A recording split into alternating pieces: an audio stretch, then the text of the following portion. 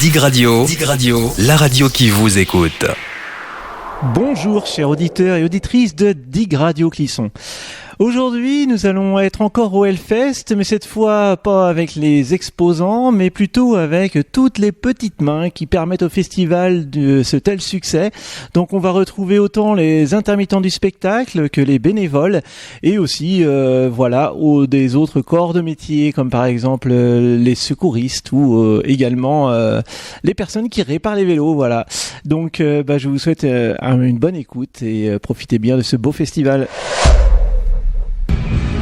Alors pour aujourd'hui, nous allons rencontrer les bénévoles du Hellfest et je suis avec un désoiffeur. Bonjour. Bonjour. Salut Stéphane. Alors est-ce que vous pouvez déjà nous expliquer ce que c'est qu'un désoiffeur ? Un désoiffeur, c'est on a un bidon de bière sur le dos, on se trimballe on marche dans le festival et on vend la bière aux festivaliers. Et vous avez combien de litres sur vous, vous dites ? 11 litres et le fût fait 15 kilos sur le dos avec la bouteille de gaz. Donc avec la chaleur, ça va ? Le premier créneau, ça va. Le dimanche, un petit peu plus dur, mais on s'amuse bien avec les festivaliers. Et c'est la première fois que vous faites le Hellfest ou c'est plusieurs fois ? Ça fait 7 ans pour moi.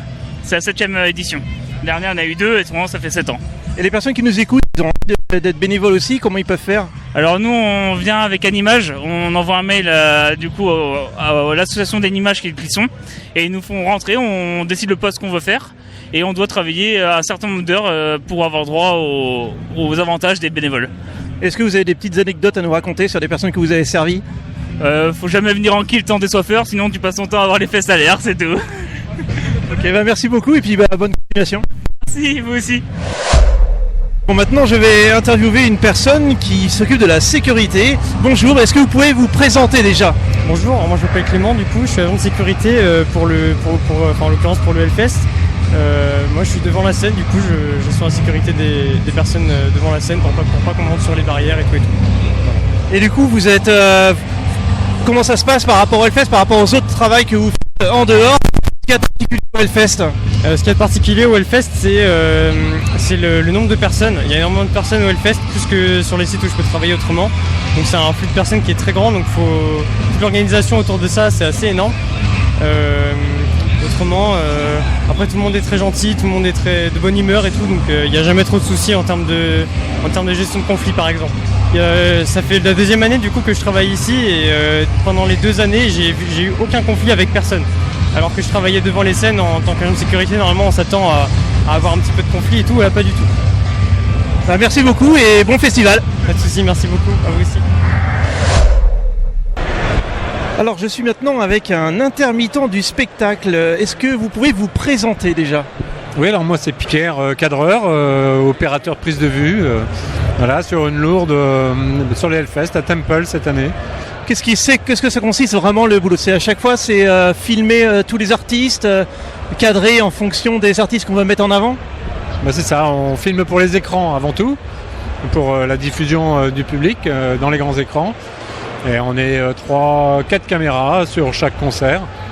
Et comment ça se passe entre 2 spectacles ? Vous avez le temps de souffler ou c'est tout le temps assez acharné comme travail ? Non, c'est 1 sur 2. En fait, Temple Altar permute. Donc il y a 2 équipes pour faire la captation. Donc comme ça, on a une demi-heure ou 3 quarts d'heure de pause entre 2 concerts. Avant de pouvoir reprogrammer déjà le prochain et faire les arrangements. Avant de refaire le direct, parce qu'on est toujours en direct. Nous. Et par rapport à ceux qui s'occupent plus du son, est-ce qu'ils ont le même temps de pause ou il y a plus de travail à faire pour régler chaque instrument entre les différents groupes ? Ça, je pense qu'il faudrait mieux leur poser la question parce que du coup, c'est pas du tout mon métier et ils n'ont pas les modes de rotation pareils que les nôtres. Et par rapport à ce que vous avez l'habitude de faire, qu'est-ce qu'il y a de différent au Hellfest ? J'ai l'habitude de faire les Hellfest déjà.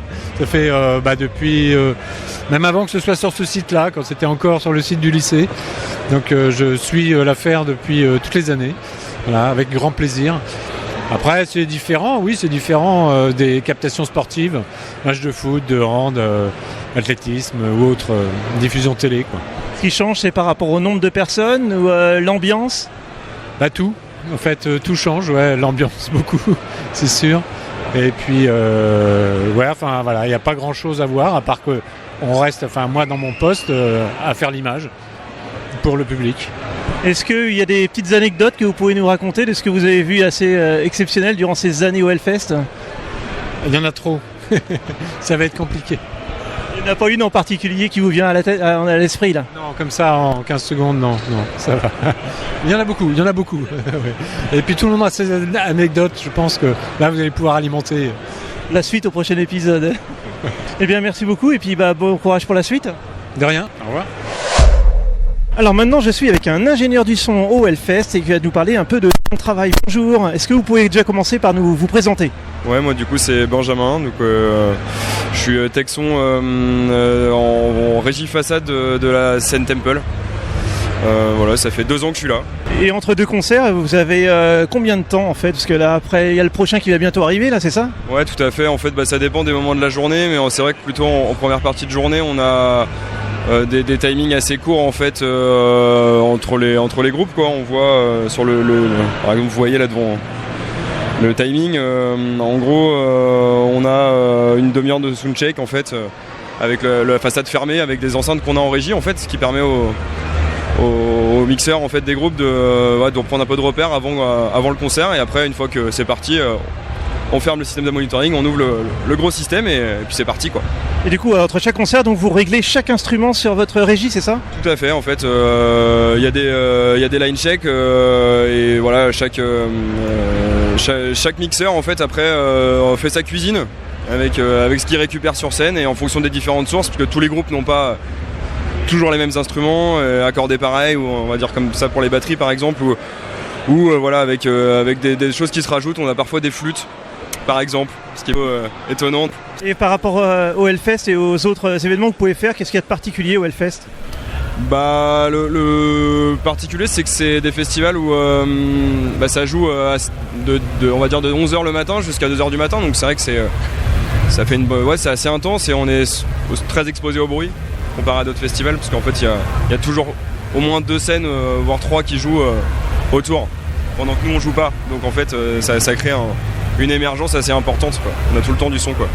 Et je vous prends un peu sur le vif, mais est-ce qu'il y a une anecdote en particulier pendant les 2 ans que vous avez fait le Hellfest qui pourrait être sympa à raconter? Ouais, des concerts, des découvertes quoi, des groupes qu'on connaît pas forcément, et quand on arrive au Hellfest et puis en fait qu'on découvre dans le cadre de notre boulot, et on prend des bonnes claques ouais. Voilà, je sais pas, Zillen Ardor par exemple l'année dernière où c'était très bien. Voilà, c'est... Très bien, et ben merci beaucoup en tout cas, et puis on vous souhaite bon courage pour la suite parce que le prochain va pas tarder. Alors maintenant je suis avec Muriel qui est intermittent du spectacle et qui s'occupe cette année de la grande roue du Hellfest. Bonjour. Salut à vous. Bonjour. Est-ce que vous pouvez vous présenter un petit peu déjà dans un premier temps? Combien de temps vous allez au Hellfest? Que vous êtes bénévole et tout ça? Alors je ne suis pas intermittente du spectacle, je suis bénévole avec Animage et j'y suis depuis 12 ans. 12 ans. Voilà. 12 ans, donc vous avez tourné dans plusieurs postes différents, j'imagine? Oui, exact. Alors au départ, j'étais dans le camping des bénévoles, des festivaliers, pour ramasser les poubelles, mais j'en garde un fabuleux souvenir du fait qu'ils sont sympas les gars. Après, j'ai fait la banque et maintenant je suis à la roue depuis 8 ans à peu près.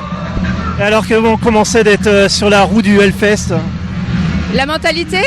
Oui, et puis ce que ça fait déjà à combien de mètres elle va cette roue? Alors j'ai une lacune, je vais pas dire de bêtises. Et ouais, je crois que c'est 30 mètres. Et à chaque fois les gens font 5 tours environ. Ça dure entre 5 et 6 minutes. Et c'est un enchantement.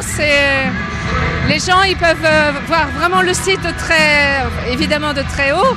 Et surtout des endroits qu'ils ne peuvent pas voir à pied, du fait qu'on voit derrière les scènes. Donc ils se rendent compte de tout, vraiment de tout le site. Alors pour celui qui veut faire un tour de grande roue, vous conseillez plutôt de le faire le jour ou la nuit? Les deux. C'est pas du tout la même chose? Pas du tout, la nuit c'est magique. C'est magique, avec tous les feux qui sont faits. Non, toutes les lumières, les spots, vraiment c'est fabuleux, c'est magique.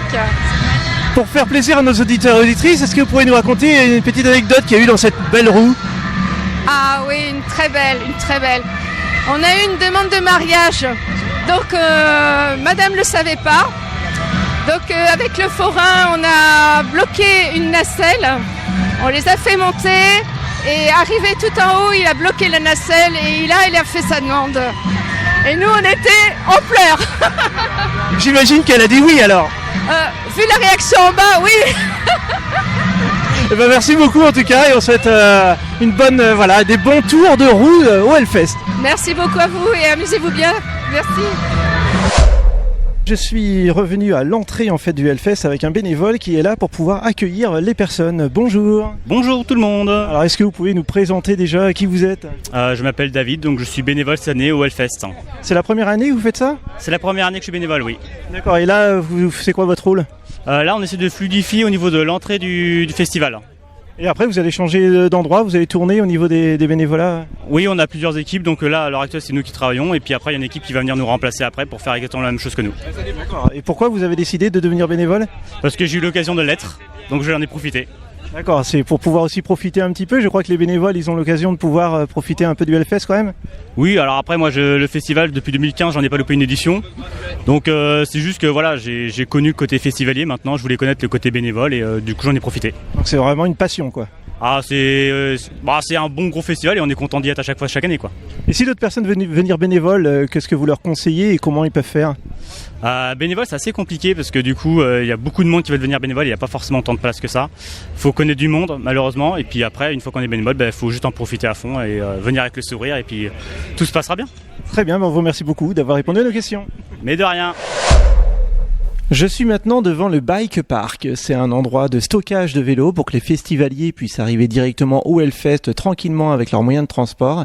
Et c'est un lieu où on peut non seulement faire du gardiennage de vélos pour pouvoir sécuriser au vélo, mais également pouvoir faire des petites réparations ou même des plus grandes réparations grâce à Flo. Bonjour Flo. Bonjour. Est-ce que tu peux te présenter, nous dire un peu ce que tu fais ici ? Oui, bien sûr. Alors moi, je suis Florence, mécanicienne vélo. Et j'ai décidé justement cette année de monter un atelier de vélo au Hellfest avec toute mon équipe. On n'est que des filles.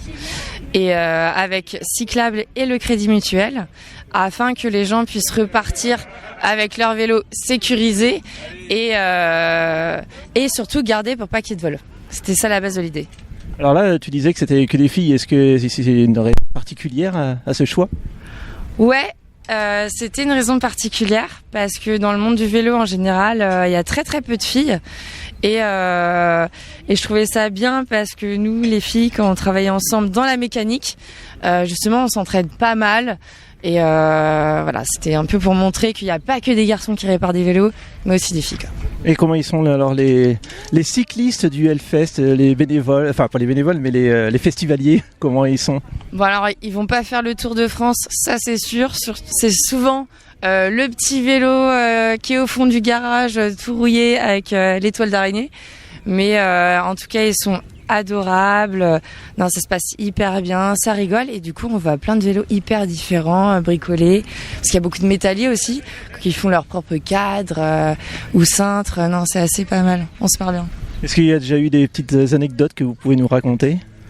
Ouais, par exemple, il y avait hier, il y a 2 personnes qui sont arrivées.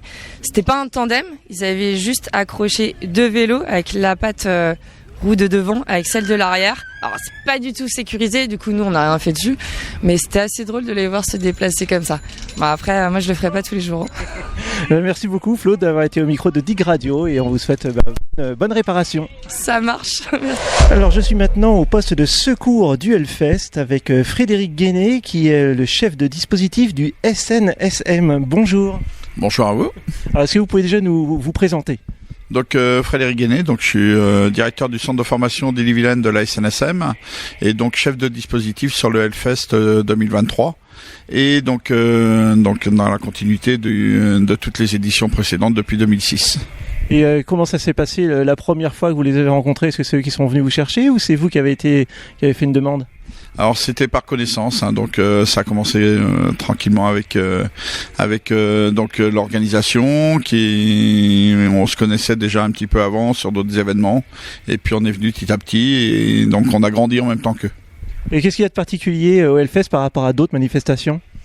Alors, la particularité, c'est déjà l'implantation, l'évolution des lieux, le nombre d'effectifs engagés, etc. Enfin, là, on est sur des dispositifs de grande envergure, donc on est sur des dispositifs de secours qui là regroupent cette année plus de 100 personnes.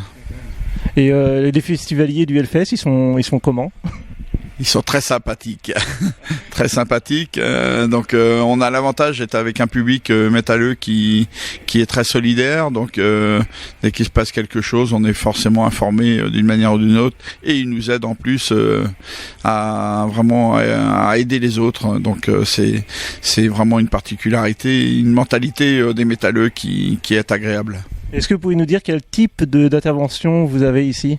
On a un peu de tout, hein. Donc on peut avoir du coup de chaleur, à la plaie, à l'entorse, à d'autres soins, hein. Donc voilà, donc on est une ville dans la ville avec des opérations de secours qui peuvent regrouper tout ce qui se passe dans la vie courante. Est-ce qu'il y a plus d'activités la journée ou la nuit ? On a des vagues, donc voilà, c'est suivant les déplacements des populations. Donc quand ça rentre au camping, il y a une vague, quand ça ressort du camping, il y a une vague, et puis quand ça arrive sur site, donc il y a des vagues, il y a des déplacements, il y a des moments au niveau des repas, etc. Donc il peut y avoir de la petite vague qui se met en place, et donc on s'adapte à chaque fois pour prendre en charge rapidement et puis éviter une trop grosse file d'attente.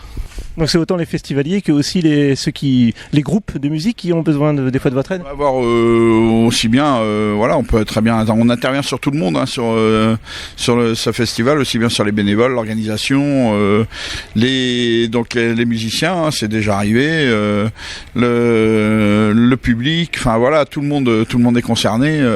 Comme je vous ai dit, hein, c'est une ville dans la ville, donc à partir de ce moment-là, les services de secours sont monopolisés, hein, notamment. De toute façon, la population de Clisson est largement surmultipliée, donc forcément derrière, il y a les incidents qui viennent avec, les accidents, les soins, etc. qui viennent avec. Très bien, merci beaucoup d'avoir répondu à notre micro et on vous souhaite bon courage pour la suite. Merci à vous. Toute la journée, vous écoutez Dig Radio sur digradio.fr.